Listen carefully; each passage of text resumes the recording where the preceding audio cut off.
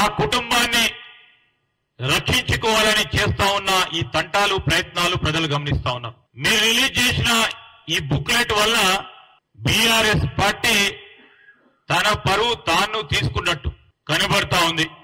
ఈరోజు పార్లమెంట్ లో BRS party తరఫున పోటీ చేసే అభ్యర్థులు లేకపోవడంతో ఏ విధమైన ప్రయత్నం చేస్తా ఉన్నారు, ఏ విధంగా మాట్లాడుతా ఉన్నారు, భ్రమించి మాట్లాడుతా ఉన్నారు, ప్రజలందరూ కూడా గమనిస్తా ఉన్నారు. ఈరోజు తెలంగాణకు సంబంధించిన శాపం పాపం కోపం ఈరోజు బీఆర్ఎస్ పార్టీ.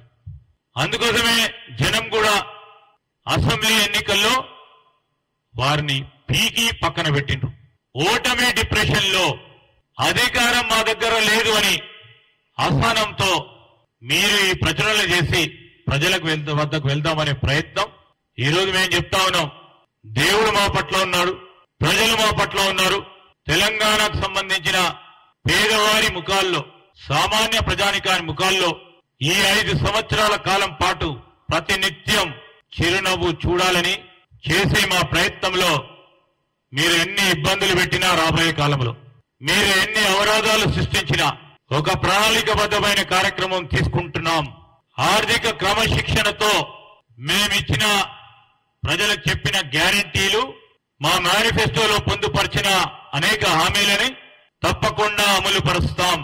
100 రోజుల్లో గ్యారంటీలకు సంబంధించి అమలును ప్రారంభోత్సవం చేస్తామని మేమిచ్చిన మాట పైన నిలబెట్టే అంశంలో ప్రజలకే ఒక ఉదాహరణగా నిలబడి 2 గ్యారంటీలను 42 గంటల లోపలనే అమలు చేయడం జరిగింది. ఈరోజు మేము అడుగుతా ఉన్నాం టీఆర్ఎస్ పార్టీ వారిని, ఎందుకయ్యా ఇంత తొందర?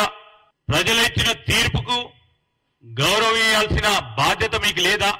లేదు, ఎందుకు చేయలేకపోయినావు అని బేరీజు చేసుకోవాల్సిన సందర్భము సమయంలో మా మేనిఫెస్టోలో పెట్టిన గ్యారంటీలను హామీలను పై విరుచుకుపడ్డే సమయంలో మీ పార్టీని చక్కదిద్దుకునే ప్రయత్నం చేయండి. ఇప్పటికైనా ప్రతిపక్షం అంటే కూడా ఆ పాత్రలో ఏ పాత్ర నిర్వహించాలో ఆలోచన చేయలేని రాజకీయ డొల్లతనముతో పార్టీ పోతా ఉంటే దీనికి మీరు ప్రజలిచ్చిన తీర్పుకు క్షమాపణ చెప్పాల్సిన అవసరం ఉంటుందని మేము బీఆర్ఎస్ పార్టీ వారిని డిమాండ్ చేస్తా ఉన్నాం.